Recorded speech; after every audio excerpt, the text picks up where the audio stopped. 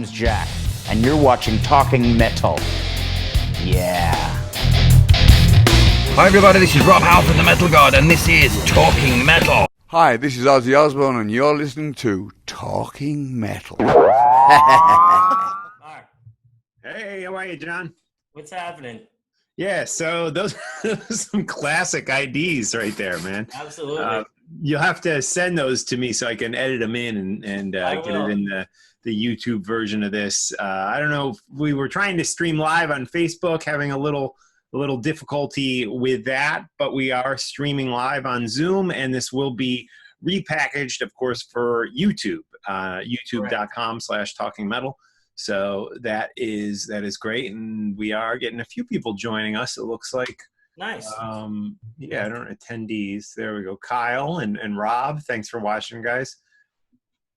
Cool. So, John, you are still settling into the new place. How is that going? Wow, this is week number 3 of settling in, and the 2 weeks ago when the show didn't happen, when I had the wrestlers here, Andrew, the reinforcer Anderson, and Tim, that was 2 weeks ago. Yeah, that was 2 weeks ago. So I started a week on my own. Then 2 weeks ago we had Andrew here. We were supposed to be fully moved in by that date, but believe it or not, I had so much stuff that it took me 2 additional weeks to get this going. How crazy is that? Yeah, well, moving is always a big pain in the butt. I've lived in this house longer than I lived anywhere in my life by far. I mean, up until this point, I spent 7 years at one house, but I've been here since 2007. So wow, what, like 13 years? 13 years. Yeah. So yeah, you moved into that house at the same time I moved into my apartment that I just left. Right on. It's a long time. But anyways, let's talk about who we have joining us. And he is coming on right now. He's coming on right now. Mr. Damon Johnson is connecting to audio, and we'll wait until he's all logged in with us here. And hey, Damon, how are you? Damon. It's working. Yes. How you doing, Damon? Look at you guys. Look at you, man. You're looking good. And we wanted to definitely talk to you because we've been connecting with so many of our favorite rockers here on Talking Metal, the video version of this, which goes to YouTube. And we thought we got to get Damon on because he's got a great new song out that I love, which I want to talk to you about. And I just want to hear what you're up to through quarantine for the last 5-6 months. Well, listen, guys, first let me start by saying thank you. I am honored to be a part of your show. You both know how much respect I have for the two of you. And thank you. Yeah, man, I always appreciate your enthusiasm and your knowledge. And this is awesome. Thank you. Thanks for having me. You bet. Well, thanks for being here. You got this great new song, Can't Clap Any Louder, up on SoundCloud. I was just listening to it, and it says it's coming off a forthcoming record, right? Yeah, the cool thing about that song is that it's really a song that's only been available to, in essence, my fan club, my mailing list. I included that link in my email signature, and it's been fun, man, just to get people go, oh, let me click on this and see what it is. But the plan is to release a brand new single in middle of September. And I have chosen again to go the direction of crowdfunding again. I think the last time you and I spoke, Mark, I had done the whole pledge music thing, and right. That turned out to be a bit of a nightmare. Yeah, I remember that, yeah.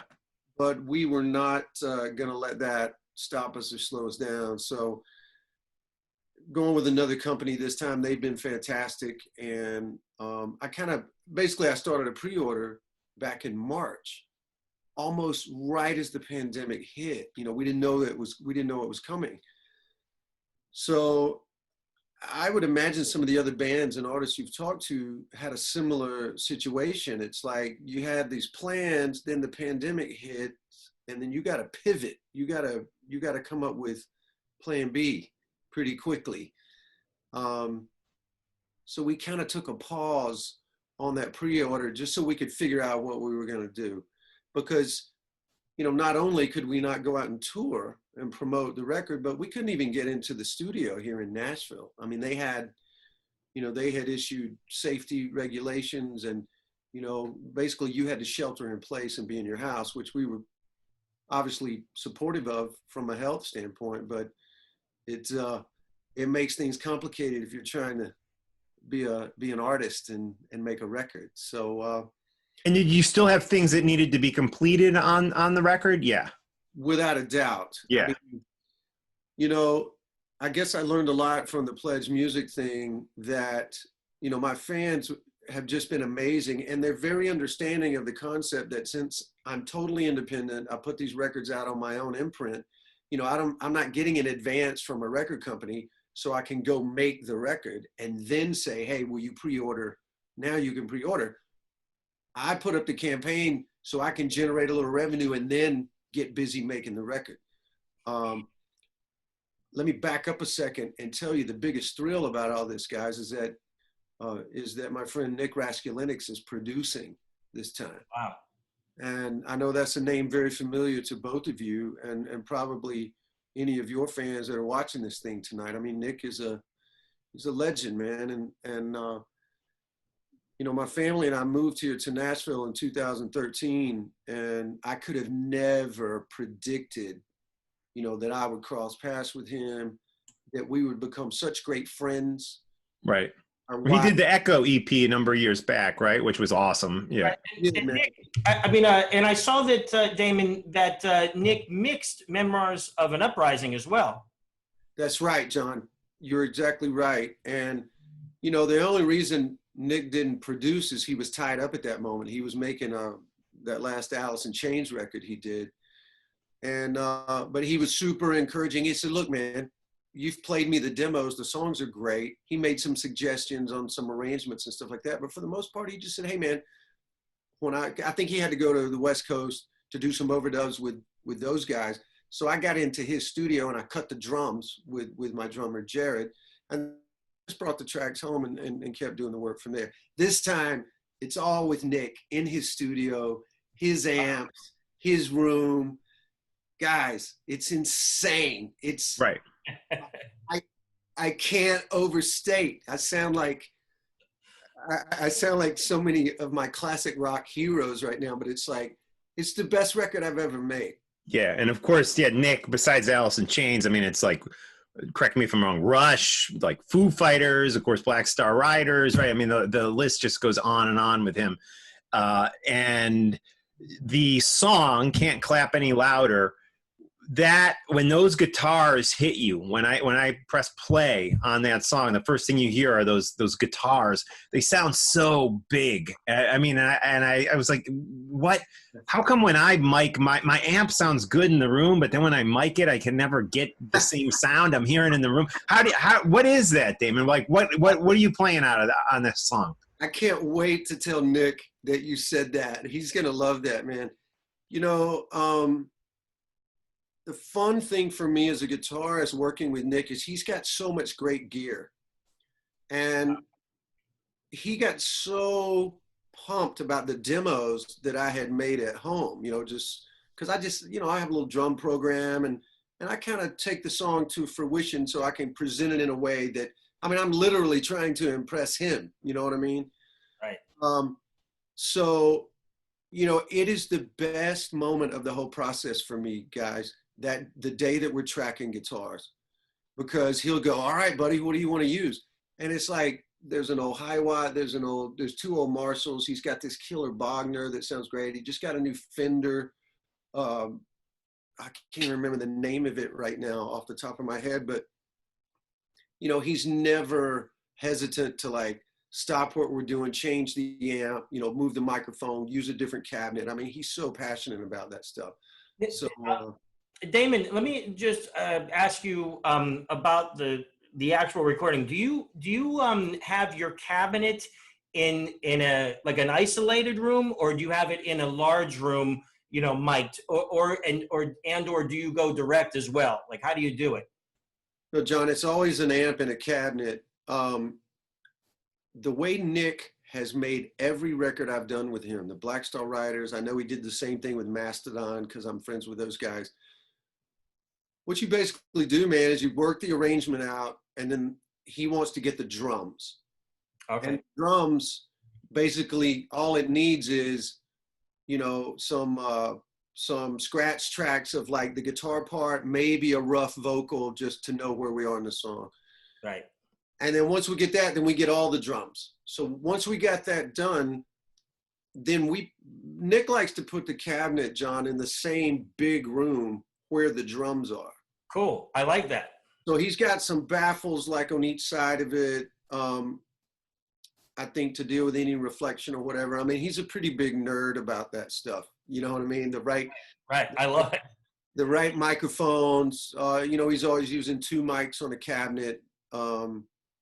I should do a better job of keeping up with Well, what it sounds like a traditional way to record guitar, and I love that that's the way you're doing it, as opposed to, you know, hooking up a pod or something. like that. Yeah, you're not using plugins and stuff, or you might add it, but you're recording it the way that traditional classic rock recordings have been done, which I love.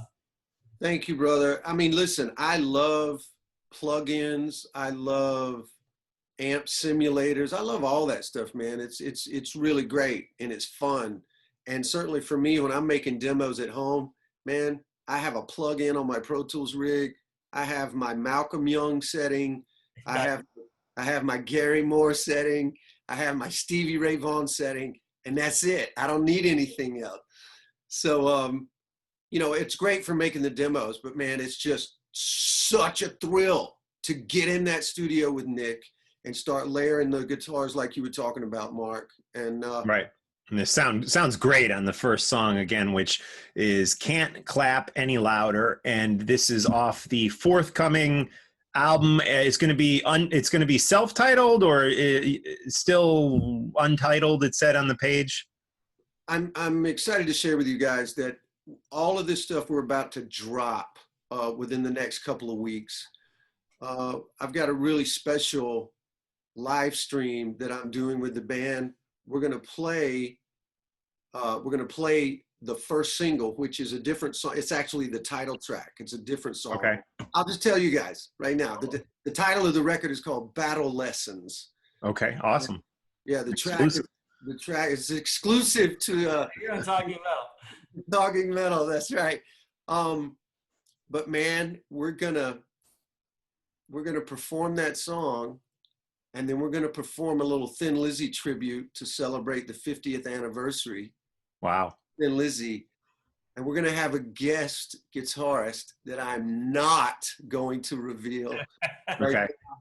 I can't wait to find out who this is.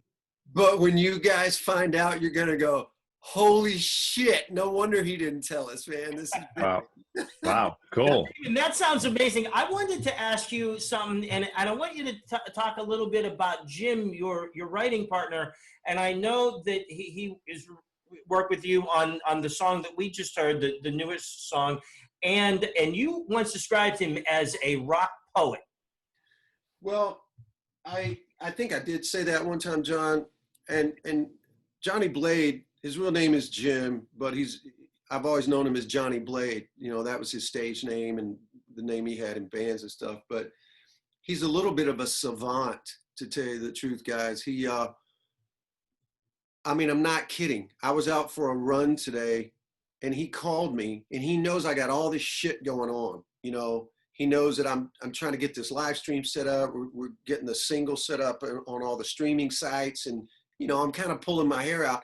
He wants to drop a brand new idea on me. He's like, hey man, I'm going to send you this and listen to this lyric. And man, the B section is great. And I need you to write a bridge. And I'm like, dude, I love you.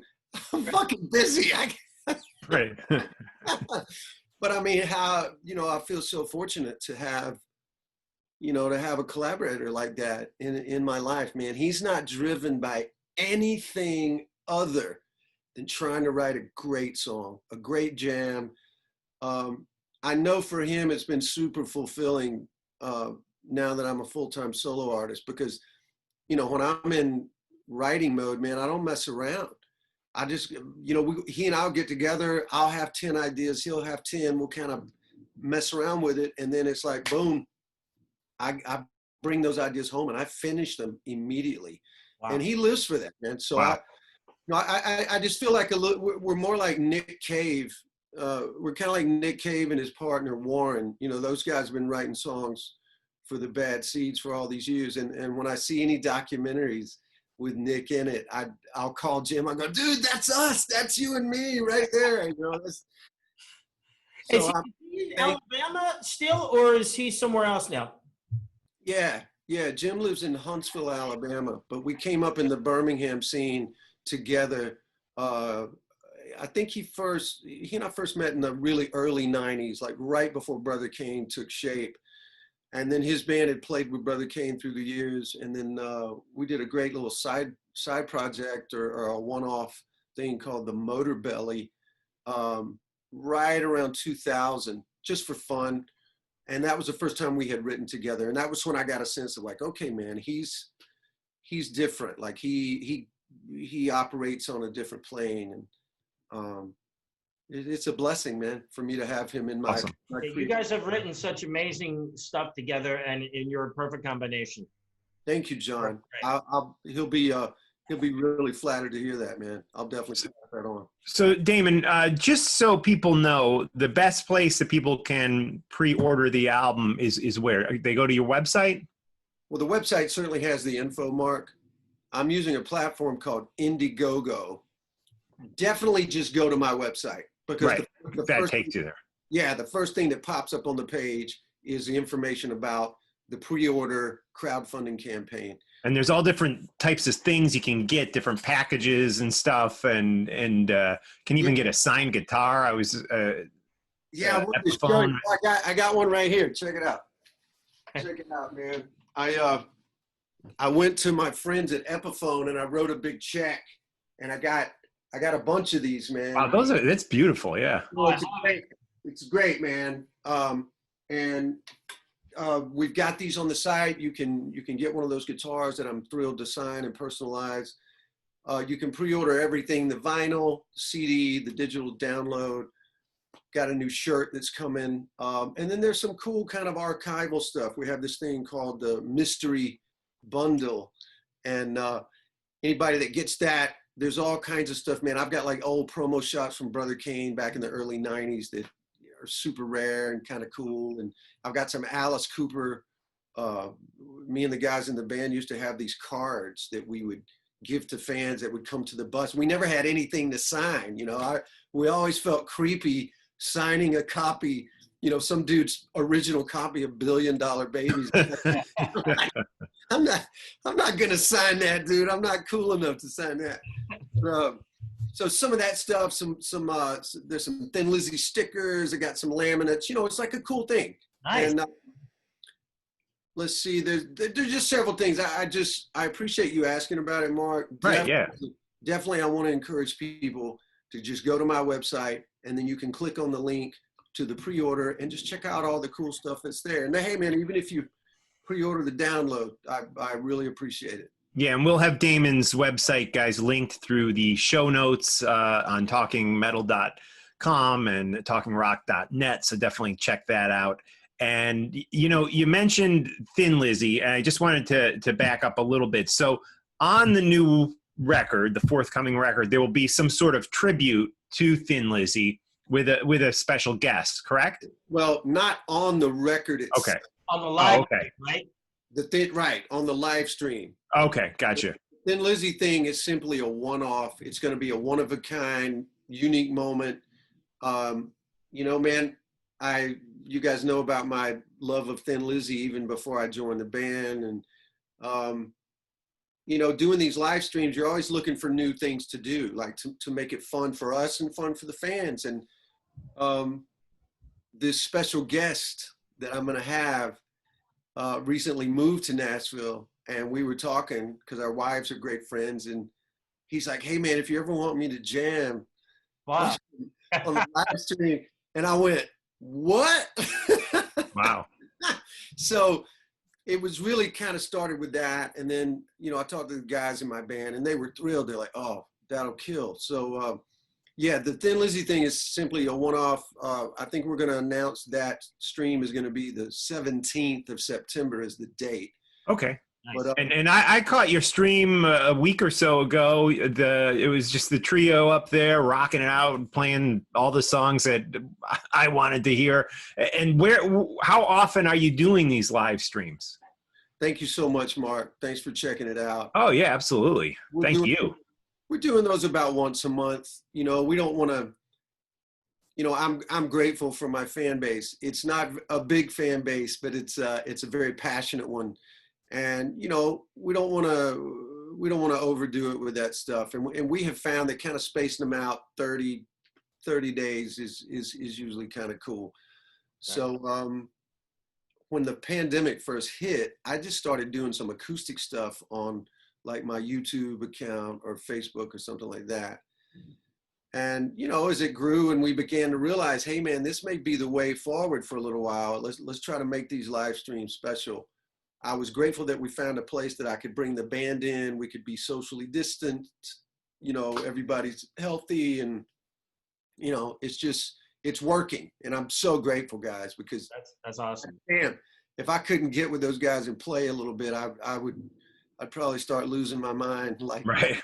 Hey, Damon, I can't not comment on your amazing Les Paul that you told me about right behind you, the green Les Paul with the one-of-a-kind finish. you played it, right, John? Yeah, I did. I love that guitar. Yeah, thank you, brother. This is kind of where she resides. It's always this is a little cubicle kind of where I work. I've just got a small desk and, you know, a place over here where I got some pedals and shit that I try. But this is the one guitar that kind of lives in here. And yeah, man, I can't get over how good this thing. I mean, it even looks great in this ring light. You know what I mean? It looks cool. Wow. I thought you set that up like a set in here. That's where it always lives. That's great. It lives here, man. It's funny because my wife goes, well, hey, don't you need to set up some gear and some guitars? I'm like, nah, these guys don't care. Believe me, as long as you got that one, I'm happy because That's all we need, right, John? we only need that one Les Paul. Like that's all you need. Like because I appreciate you guys asking about it, man. It's been a great little conversation starter, you know, for the touring I've been doing in recent years. And it's fun for me because a lot of times, like my guitar player friends and other bands, when they first see it, they kind of have this look of like, wow, I don't know. yeah. I don't know about a green Les Paul. And then I'll hand it to them, and all they have to do is just hold it like a baseball bat. They hold it and they go, holy shit, I can tell, man, this is special. So, Magic hits him once he touch it. Hey, Damon, I have somebody that I want to say hello to you, and she's right here. Lynn, come here. Damon, you remember Lynn from the Iridium who did merch for you? yes, of course. Lynn, you said it. So nice to see you. Yeah. Lynn. When things pick back up again, come by and Lynn will do your merch anytime you need. Anytime. Lynn, I got to tell you this. I'm not making this up. I came home from that run, and the first thing when my wife and kids said, well, how was New York? I said, oh my God, my friend Lynn, she kicked ass on the merch. Thank you. Thank you. I can't wait to hear everything new that's coming out. Well, listen, thank you To for see you that. live again. I can't wait. I can't wait for you guys to hear it. We got 3 songs done, mastered, finished. I just finished recording 3 more. Nick is mixing those this weekend. I'm going to get those mastered, and he has promised me I can have 4 or 5 days, the first week of October, to do the final 3 songs. So, you know, it's a little bit of a process. It's not ideal, but we're making it work. And so, I can't wait for you guys to hear it. Can't wait to see. And who's on the record with you, Damon? Is it you handling all the guitars and the same guys that I saw on the stream the other night? Yeah, basically, man, the band is a trio, pretty much full time. You know, I just feel like we're able to operate a little easier as a trio. For me, it's a lot of fun to keep the focus on the vocals and the melodies. I think, you know, more than just the bombast, because I can make the records as thick and as fat as I want on my own. And I've just been really thinking a lot, man, about the bands that I grew up on loving so much. You know, if it was Van Halen, if it was ZZ Top, if it was Rush, if it was Hendrix, it was one guitar in that band. Right. It was Queen, it was one guitar. And besides that, you know, my brother Tony Higbee that played guitar Right. Yep. last record, I told Tony, I said, look, dude, the second guitar spot in my band is yours. If you can't be here, I'm not getting a sub. You know, we'll do a 3-piece. So Yeah. when Tony got busy with Tom Kiefer, I had, you know, we had to do a lot of shows as a trio. And I think I came out of that and went right into songwriting, and I feel like that sort of informed the writing of the new material a little Makes bit. total sense. And, you know, we've mentioned Thin Lizzy a few times here tonight. Obviously no one's playing shows right now, but the status of Thin Lizzy, if they were ever to go out and play shows again, you're still a part of that. Yes. Okay, cool. Yes, I am. I want to be. I'm proud to be. And, you know, the fun thing about Thin Lizzy is that, you know, Scott wants to continue to do it, but he doesn't want to do it on some crazy level. He doesn't want to go out there and do 75, 80 plus dates. You know, Scott has earned every right to make that decision and to tour at a pace that he wants to. And so it kind of works perfectly with me. Then it allows me to make my solo thing my priority, Mark, like we talked about a couple years ago. And I like it like that. It's perfect. And yeah, you know, I love those songs as much right now as I did when I was a kid and first discovered it. And, you know, all the influence that band has had on my songwriting, it is not lessened or weakened for me. You know, I love that stuff and I'm honored to be a part of it. But I can assure you, man, once things get back to some level of normal, you know, there'll definitely be some more Thin Lizzy dates. That makes me think, I have a question actually for the two of you, because I know you've been talking to some guys, some other bands. I mean, what are you hearing? What are these other bands saying? So Well, here's John, you know, John works with Ace, so I mean, he's tapped into the market. I can give you my personal opinion, but John might have more of a professional opinion. So here's what's happening, Damon. We just keep moving our dates constantly. So we had dates in the spring, we moved them to the summer. Then we had dates in the summer, we moved them to the fall. And some of the venues just said we're going to make it next year around the same time. So some just said push it a whole year away, and some said let's try for the fall. So we have dates, Ace Frehley shows with my band Like It opening in October, but we're not sure. We don't know. Ace himself, me, or our agent doesn't know if they're going to happen or not. So we find out maybe a week before these dates, or a week or two. Hopefully we can find out soon enough that we can let the fans know that it's going to be postponed, but it's really difficult because we're not withholding any information. We just don't have it. So we all thought that we'd be touring by now, but we're just not. And what's happening is they just keep getting moved. When a month ago, we had dates booked in Pittsburgh and Cleveland for the beginning of August, and some of the venues were really going to try to make it happen, but then they just got postponed. And what's happening now is it's sort of a new thing is happening. Bands that are playing live, I feel that there's sort of, you got to be nervous that somebody's going to say that you might be not, you might be endangering your fans. So that's like the newest thing that's happening. A month ago, we were thinking that if the venue allows it, then it's going to be safe to play. But there's this new stigma that if you play and people are not socially distant, and the band might be, endangering their fans. I was going to ask you, what's it like down on Broadway in Nashville? Are local bands playing or not? Well, I mean, that's a lot you just covered right there, John. Yeah, I'm sorry for all that information. No, it's fine, man. I just believe that anybody watching this podcast, they want to know about this stuff just as much as you and I do, because it's at the forefront of everyone's mind. I'm not 100% sure about Broadway. I know they've had some things open, but I do know that they made a really poor decision to kind of just reopen it back in the middle of the summer or early part of the summer. And I just feel like it played a part, man, in causing the cases to increase, and people getting the virus. And, this entire thing is such an incredible moment in our history, because we've just never had to deal with anything like this. And it's interesting. It's almost like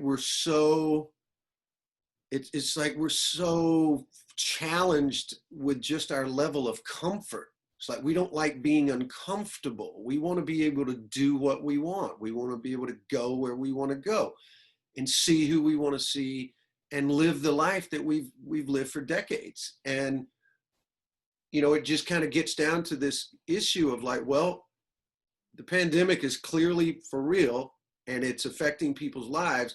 So it's a challenge, I think, for all of us to not just think about ourselves, but to think about other people.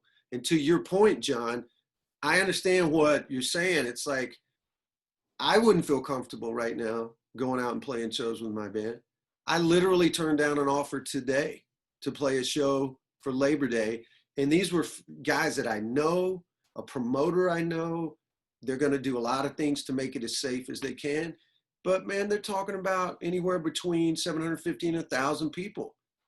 And it just flies in the face of everything that the CDC has said. And I don't want to subject someone to getting sick. I have fans that have COVID-19. I've communicated with them and they're struggling with it. I have old friends from high school. I have family members that have had it. I mean, it's such an incredible thing. And, I'm okay with finding a way to wait it out. I just don't know how long some of the other bands are going to be able to wait it out. Right. I don't know if our industry as an infrastructure is going to be able to survive it. I know some of these venues are not. There's already venues that are closing their doors. Yeah. That's heartbreaking, man, for me especially, because those are the places I play. Guns N' Roses and Pink and Taylor Swift, they're all going to be fine because they can go to the football stadium and still play. But, I need to play the Exit In here in Nashville. And I'm having a brain lapse, guys. What's the venue I played in New York? The Iridium. Iridium, for God's sake. Right. This is legendary, man. How are they going to keep a venue like that open? I know. It's sad news. I heard that and I don't know if the Iridium is looped in with this, but the Starlight Diner, which it's the same ownership, it's just above the Iridium. Yeah, it's the same family that owned both the restaurant and the club. Yeah. New York newspaper was reporting that they might be closing because they owed, $600,000 in rent, and that's terrible. If the Iridium, a place that Les Paul made legendary and played every Monday night, might close because the places can't sustain, their business because they're just closed. New York is shut down still. Well, I just feel like, as challenged as these times are, that situation right there is going to make things even doubly challenging once we are able to get back to some level of normalcy in the country as a whole. Because while everybody else goes back to work and school and football and baseball, where are the band's going to go? The venues are going to all be closed up. Right. And, the big tours that go out, they're going to be, there's going to be limited number of support slots available. And whoever manages those big bands, they're going to want to get their smaller bands on those slots. Right. They want to get their people on the big tours. Right. Yeah. So, I mean, I'm not meaning to sound negative. I'm just trying to commit to being realistic. Yeah. This is just the reality of what it's going to be. And, I asked you guys in the first place what you're hearing because, I'm just not hearing any good news here. Right. And Well, that- I do think that the one thing that is for sure is that, as you know, my wife and I, we go to tons of shows, whether it's to a smaller club or to see Guns N' Roses in the stadium. Like you said, we're in the summer especially, we're at a show almost every week. We don't go to the movies, we don't go out to dinner, we get a babysitter and go to a show. That's what we do. yeah. And I feel that, whether it's people in a disco, rave, or people in a concert at Giant Stadium or in a club like the Iridium, that as a species, we have in our DNA this need to experience loud music. And for me it's rock, for others it's rap, for others it's disco or whatever, but I feel like we have that. So in my opinion, once there is a vaccine and people feel safe, I like to believe that's going to be sooner than later, but that could be optimistic. Other people don't believe that maybe it won't be the same clubs, but there's going to be a business model that is going to be able to cash in on this and bring us all back to what we love, which is going to see guys like you play your great songs live, and I believe that this is a temporary place we are in history. And when I hear people say, "Oh, it'll never come back," I don't believe that. I believe it will come back, and I believe it'll come back strong. And to your point, it might mean that we got to open new clubs to do that, but I believe that it's definitely coming back. I feel the same things you just said, Mark. I agree with everything you just said. And it's like any other thing in not just our country's history, but in world history. I mean, change is inevitable. Change is a constant. And things will probably never be the same. There'll be some things that are different. And, it's like someone said to me very early in the pandemic. They said, everybody's got to learn how to pivot. I said that word earlier. You got to pivot. You had one plan. You thought this is how things were going to be. Okay, that's all out the window. So you can either get depressed, you can stop, or you can pivot and go, all right, we got to come up with another way. And that's what's exciting, man, when you see these artists doing live streams, creating new content, putting up new material. I got to look into this Bandcamp. I know a lot of artists are putting up like live shows and B-sides. Guys, I just did this incredibly exhaustive project. It's my official pandemic project. I went through about 3 giant boxes of cassette tapes. Wow. And I had to borrow a cassette deck from Nick to tell you the truth. Wow. I don't even have a cassette deck. But man, I have demos from every song I've ever written in my entire life. I have some live Brother Kane stuff that is absolutely incredible that no one's ever heard, And I'd love to hear that stuff. yeah, man, I would love to get it out there, John. And so apparently Bandcamp is the place to do that. I need to look into that because you can basically put them up for like $1 a track and people can just download it. Wow. So, I've got B-sides, that didn't make those albums. I found some live stuff of Black Star Riders, like a board tape that just turned out killer. I know those guys, we'd love to get that out maybe. I mean, so, again, you just got to start thinking differently than you have thought, 6 months ago, because everything is certainly different now.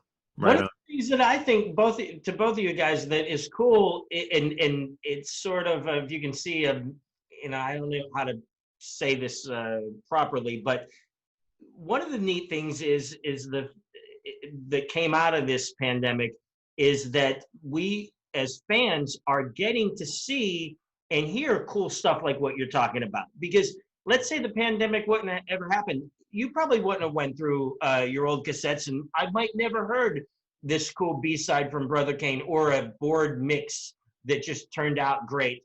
And I think it's a treat for us, the fans, to hear that stuff and also to see what it's like. Like I'm looking into your home, Damon, and I'm looking into Mark's home, and you guys are looking into mine. And I think that's something that we would have never seen had it not been for this pandemic. You know, how cool is that? Like, you're totally right, brother. And I said that to my kids, you know, because they're like, Dad, what the hell are all these tapes, you know?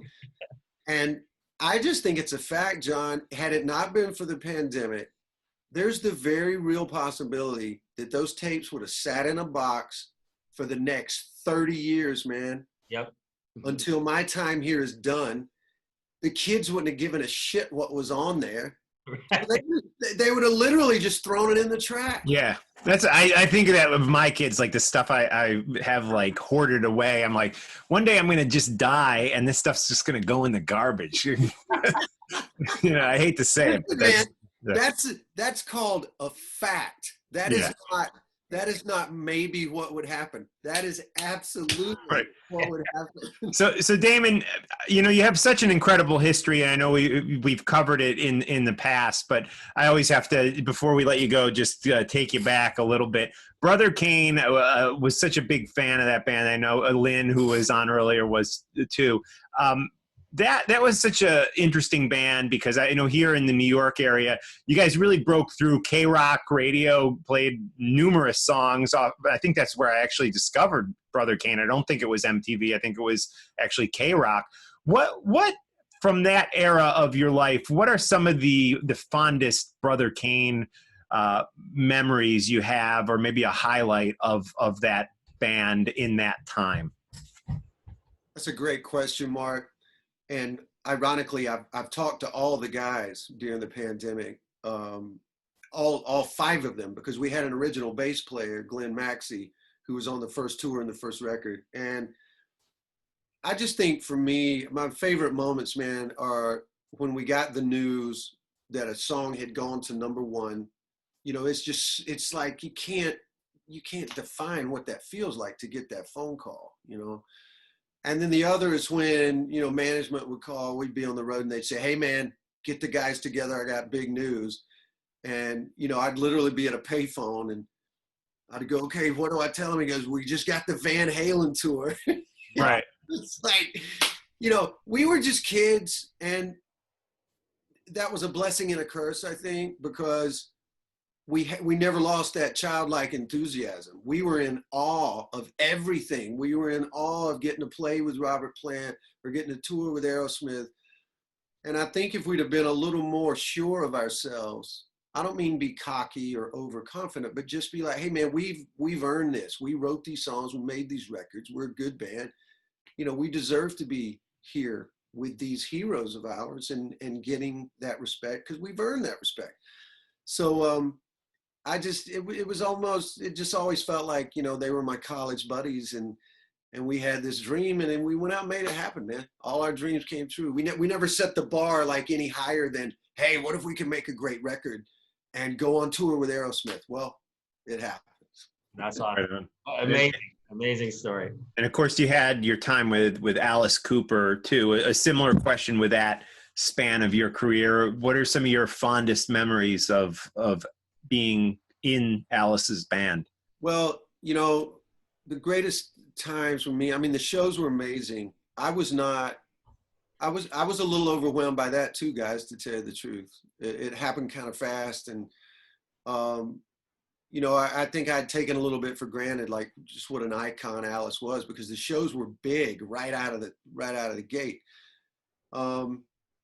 And, you know, I learned so much from him about being a performer. I don't think I'd be a solo artist right now, honestly, guys, had it not been for my time with Coop.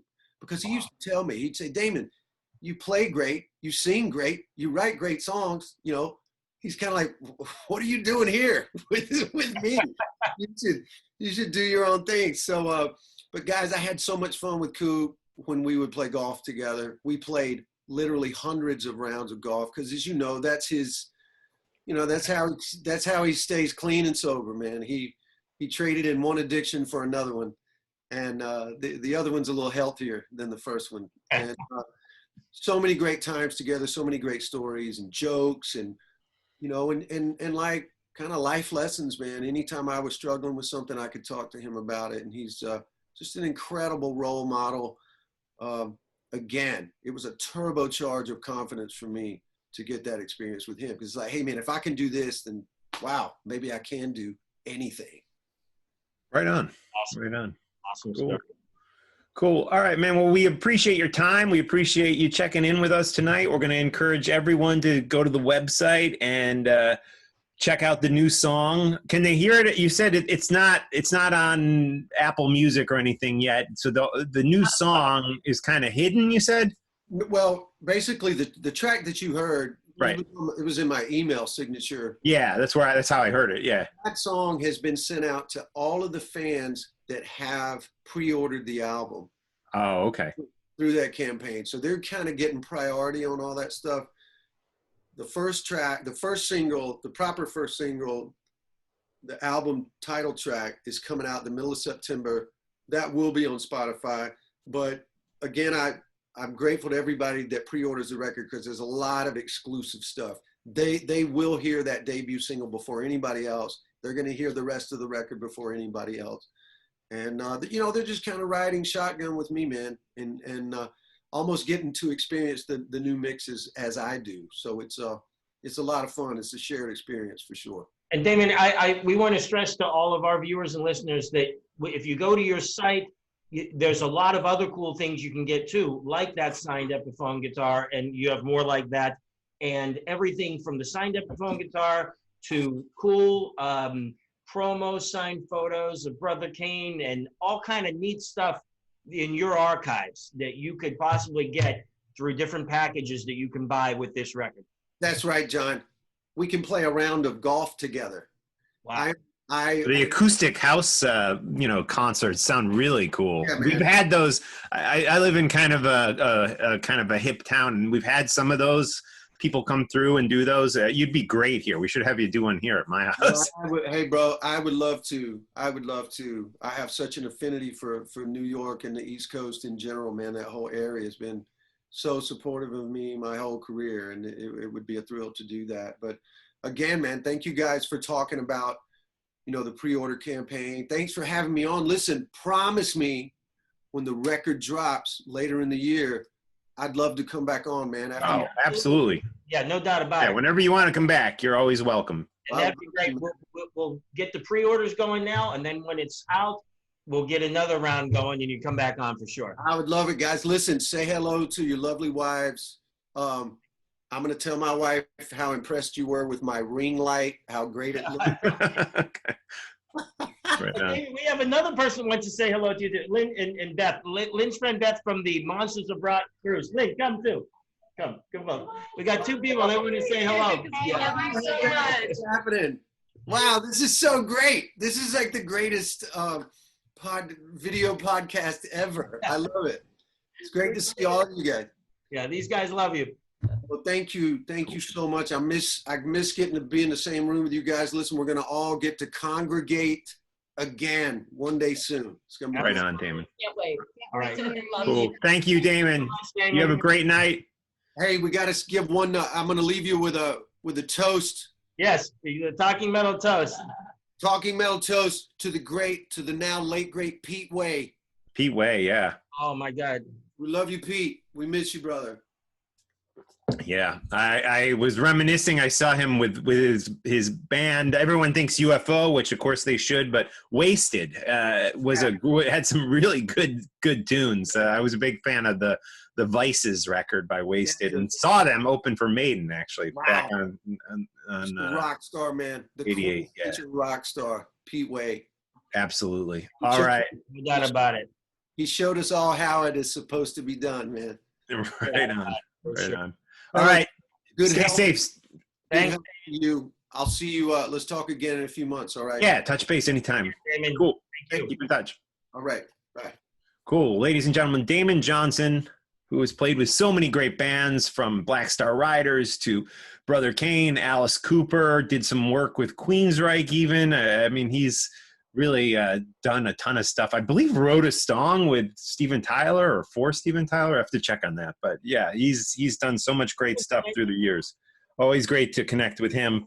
And John, you got a party going on over there. You got more people in your house than I've ever I've had in a while. Into the new place. This is what happens here. I'm kidding. Yeah.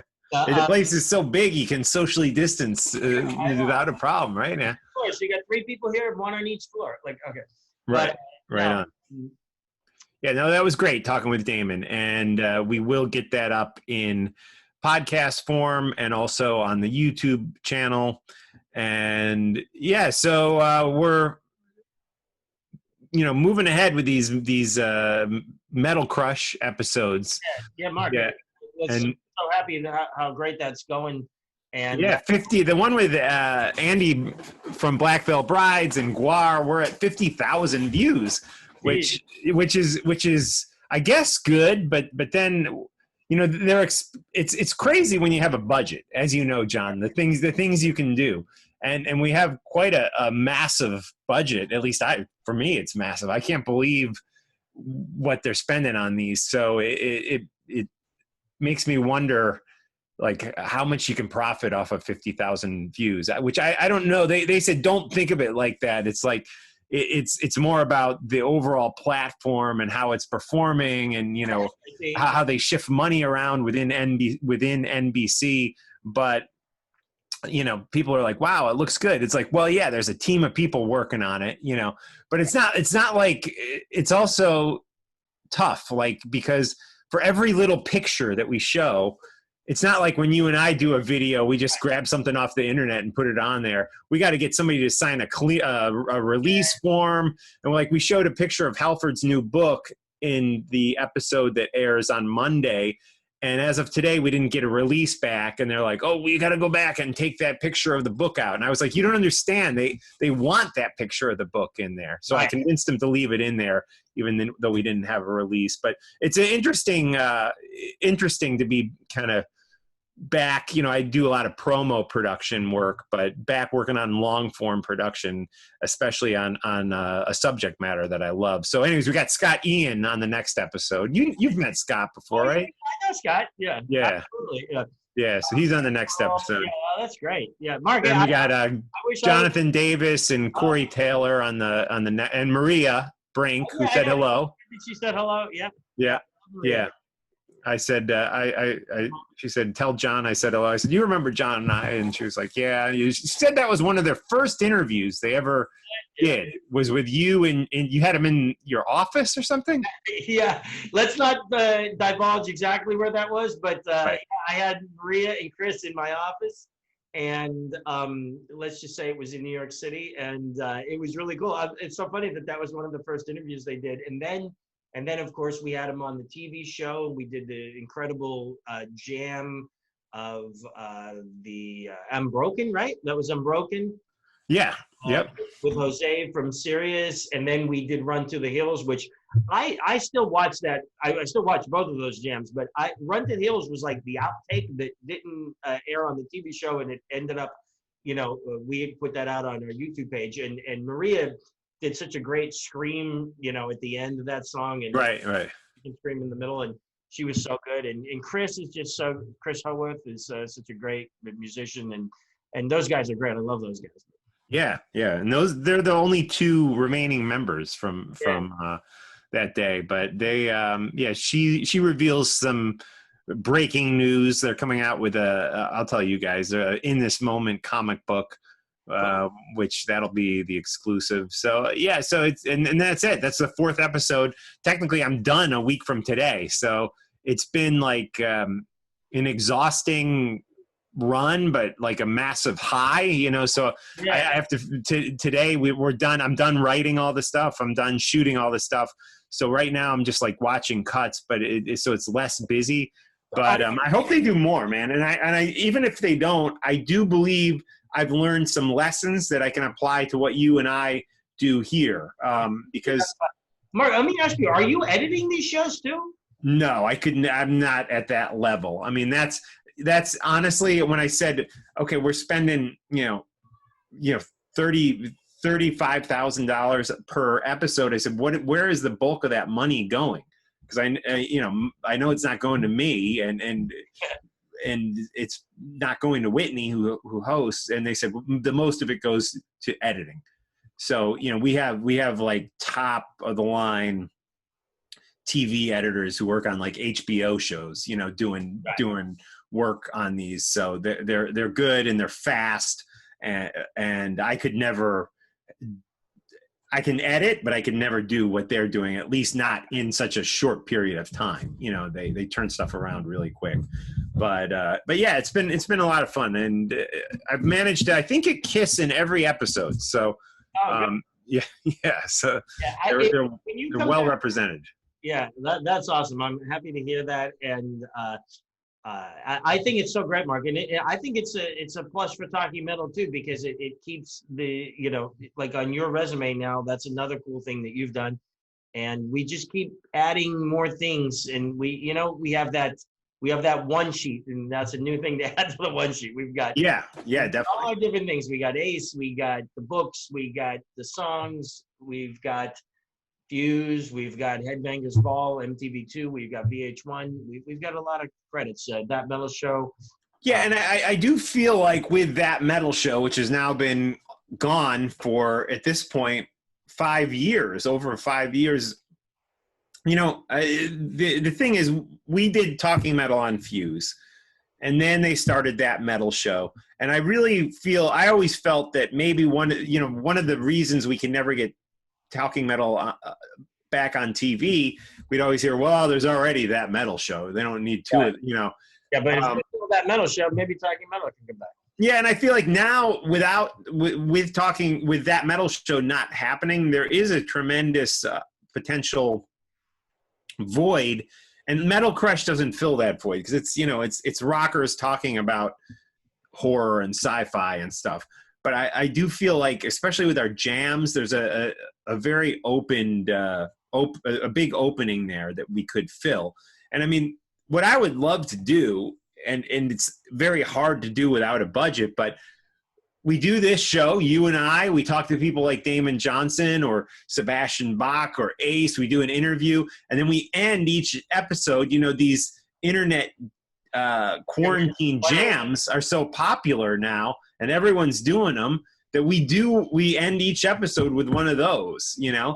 So, and you make it 20 minutes, because that's the attention span of people, So it's like maybe two guests, 10 minutes with one, 5 minutes with the next. I'm doing what you do, hit the table.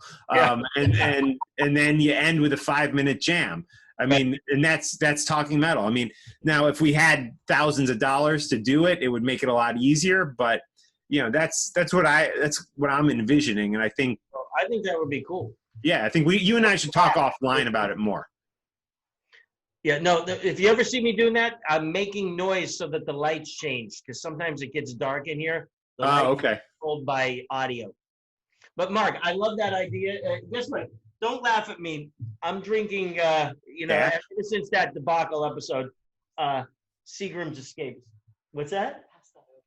Oh, okay. Yeah, I'm drinking, this is like, it's like 3-2 beer. This is a thing that people our age and younger will not know what 3-2 beer is. 3-2 beer is stuff that they used to give to soldiers and people in the service that was like less alcohol than in beer than real beer. And this is Calypso Colada, Seagram's. Oh, all right. Down to this now. You said the debacle episode. What was that? The Chris Wise one? Yeah. Yes. Yeah. Sorry about that. Well, here you should tell Chris Wise, and he already knows this, that on Monday he is going to be so famous because he is in I almost said Talking Metal on Fuse. He is in the Metal Crush, Sci-Fi Wire Metal Crush episode, and he's a big part of it. I mean, he's got a whole thing, and not only is it going to be in the online on-demand show, it's going to actually be on air on Sci-Fi, the Chris Wise segment. Oh, good. So, I'll send me something and I'll send it to him. Yeah, we've been talking with him, but you can send it to him for sure. Yeah, because he had to sign a release for. So he knows. He knows. But I don't know if he realizes how prominent it was going to be. but I did consult him. Like I was like, on the script, and he was very sensitive about the Metallica thing. He's in that movie. Do you know that? Yeah, I didn't realize he's actually in the movie. Yeah, he's in the movie, right? Yeah, but he didn't want me. I said, well, and I remember the script said, well, he's worked with the Cult, with Ozzy and Metallica, and he said, we can't say I worked with Metallica, and so we changed it to say he auditioned for Metallica, and it's a part of their movie. So, but yeah, he gets mad props in the next episode of Metal Crush. So had Chris Wise not come on that Talking Metal, this other thing wouldn't have happened. So, in all, correct. It turns out great. Yeah, so the debacle episode has led to something really big for him. Yeah. Excellent. Yeah, that would totally not have happened. So that. Yeah, no, it absolutely wouldn't have happened because the only reason I looked at his website was because he was coming on the show that night, which is because of you. So he has technically you to thank for being on the sci-fi show that's coming on. And one of these days after the move is completed, I'll clean that up into a way that could be usable. Okay. Yeah. Yeah. And if not, we can get him on again. Because I said, I said to him, if you want to we'll do a serious interview one time. I said that was more of a hang. He was like, oh yeah, sure, whatever. He didn't seem upset at all. He was like, yeah. He was like, that's just how John and I are when we hang with each other. He's like, it's a little crazy. Like, yeah, I think all I know is I had an astronomy helmet on at the end of the episode. All I remember is starting the episode and then the astronomy helmet on at the end of the episode. Right. There you go. That's it. I know the beginning and the end. That's it. And I thought it was great, but I haven't watched it yet. I'm afraid to watch it. Yeah, yeah. But look at but yeah, it's interesting, Damon asking us about the whole what's going on. It's like I don't know. Things have gotta turn soon. I mean, they just canceled my kid's school again, and so I'm like, first I was like pissed off, then I was like kind of optimistic and maybe like a little sad, but now I'm starting to get pissed off again. There's gotta be an end. And like all I was trying to say to Damon is that, listen, we're all wired to live a certain way, and that way is going to come back, Hey, guess what, Mark? I agree with you. And guess what? We have a chat going. I don't know if you can see the chat. Yeah. It said there was like 20-some people. Hank Reeves says to all panelists and attendees, sorry, we're checking in late. Been drinking Dash Enrico. John, your first. Nice. Thank you, Hank. And I've got the Dash right here. And, my cup, my other drink disappeared. I was going to pour some Dash into it, but I'm going to have this as soon as the episode is over. I'm going to break this. This is a brand new bottle. I'm going to break it open. So. Right on. Right on. Yeah. Cool. So back to your new cool place, which we got the tour of last week. So you're getting settled in a little more and unpacked.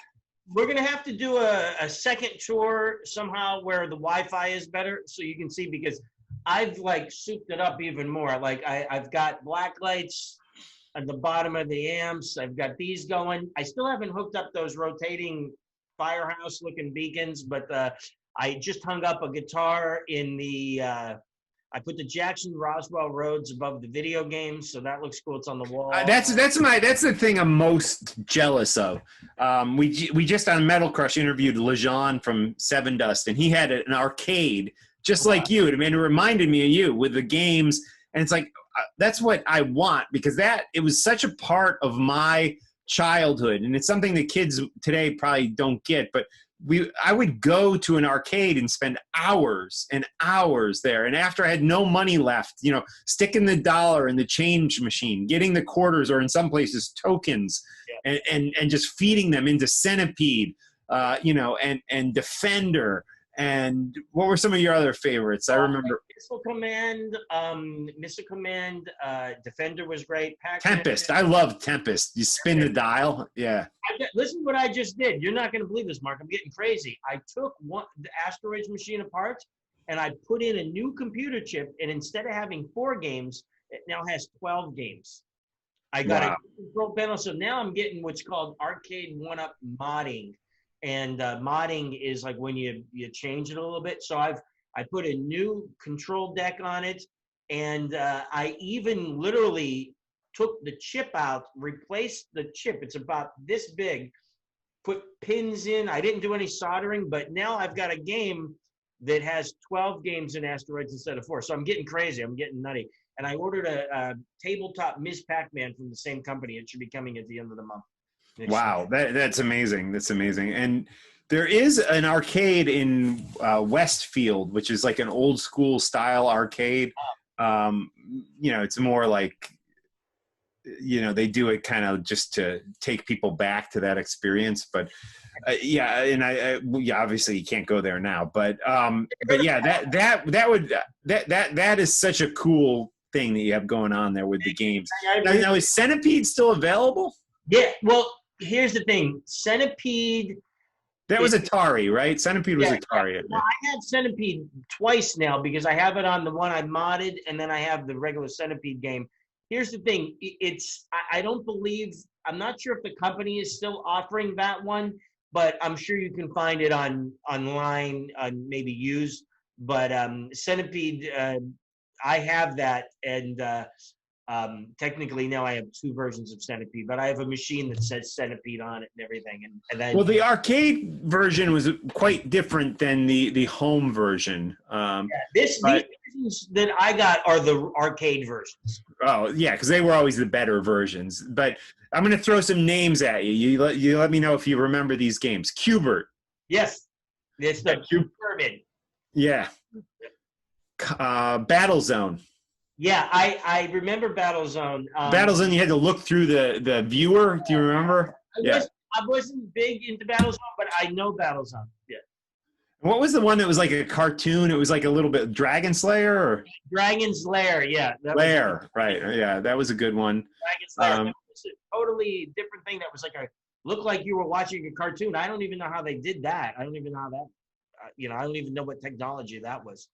And of course, there was Pac-Man, Miss Pac-Man, and then they had other spin-offs like Baby Pac-Man. Do you remember that one? Yeah, and then I think there was a Super Pac-Man. I'm gonna get Super Pac-Man as a backup game, like a B game, like a B-side to the Miss Pac-Man. So that's gonna be cool. I have Pac-Man Plus, which is a little different, but I liked what else of it? Space Invaders was always a cool thing. Galaga and Galaxian where I really liked. Yeah, Galaga, right? Galaga, yeah, that was a great game. I love that when you get the dual ships, you get the 2 guys together. When they capture it and then you get them out, and then you'd have double fire. That was so awesome. Yeah, you gotta come here, Mark. I got that. You can relive that moment for free in my arcade room. Yeah, and it's funny. I get so mad, especially at my older son, because he sits and he just games, playing Fortnite and all these games that I don't understand. But when I'm kind of like, well, it's the same shit I did. It's like it's just like he's doing multiplayer, so he's connected with different people. And I got to tell you, he did the craziest thing. I mean, it's a whole different world nowadays with gaming, but. There was this live guy, there's this like pro gamer guy, and he does a live stream, and he's on Fortnite doing the live stream. And my son, you can join the games. And this guy, he's like live streaming to like 1,000 people, and he's like, like acting all cool. My son Harrison, he gets into the guy's stream as he's streaming live, and he goes and he shoots him and kills him, like, and it was like the guy was like, oh, and he got like embarrassed the guy in front of like 1,000 people. Yeah, and it was great. Like he was so proud. He's got it. Like he captured the video. He snuck up on this pro gamer and like embarrassed him in front of his whole audience. So yeah, get him to get us on Facebook. I don't know what happened today. Here's the thing, that one time we had the problem and we had to tape the episode, and then I got it on Facebook a little later. That was a different problem. What we had today, it went all the way up to where you hit go live, and I did it 3-4 times. I shut the computer off. I cleared the cache. I did all these things in the developer part of Safari, and it just it said error in broadcasting the stream. So when I emailed Zoom about the first time it happened, they really were like, there wasn't an official technical reason why it happened. This is something even different. I think that there's a compatibility issue between Zoom and Facebook, and sometimes it works, sometimes it doesn't work. And it's I wish that. What about YouTube? Could we? How difficult would it to send it to the YouTube page instead? Because we have like over 5,000 subscribers there. So you know what? We'll try doing that. Because in the Zoom software, what we pay for, we can also stream to YouTube. So maybe what we'll do a test and see how easy it is to stream on YouTube. But technically, it should be just the same. Like when I hit stream on Facebook, I have three things: Facebook, Workplace by Facebook, which is like slightly different than Facebook, and YouTube. So Kyle is saying, do you know Kyle? Yeah, Kyle. He said, I used to deal with the largest game dealer in the world, John. He's from the Jersey area. Every arcade game you could dream of. I remember that. FaceTime changes. Kyle, thanks. Yeah, Kyle, we'll have to talk offline because I'd love to check out your friend dealer there, because I got a Kiss pinball machine from a dealer in Philly, but I'd love to check out this guy in Jersey for sure. How many Kiss pinball machines did they make? Do you know? Well, see, they made one in 78, which is the one I got, and maybe they made it in 78, 79, but there was just that one. And then they made a second one now, but nowadays, you know how they make different versions of everything. This second Kiss pinball machine, which just came out a few years ago, maybe within, I would say in the last 5 years, there's like 3 or 4 different versions of it. So you can get one that's like 3,000, one that's 5,000, one that's 7,000, or something like that. You can. Or maybe they're 10,000, 15,000, and 20,000. I don't even know what they go for. But definitely more than 3,000. I think that the cheapest one is probably like 7,000 or something like that. Right on. Maybe it's like 7, 10, and 15 or something. But so technically only 2, although the second version has multiple versions. Now here's the other weird thing. The pictures on that have it's like kind of like it has Ace, Paul and Gene, and Eric Singer, like on the back glass. It's kind of like an odd thing. In makeup, Eric Singer. Yeah. Makeup, yeah. What's notable is that it's almost the same image as the original, but they drew Eric Singer instead of Peter, which, like, I'm not trying to get involved in it. I'm just saying it's notable because when I looked at it, I'm like, oh, that's the same picture from the 70s. But instead of Peter, it's Eric Singer with a double bass kit, I believe. Right. That's interesting. Cool.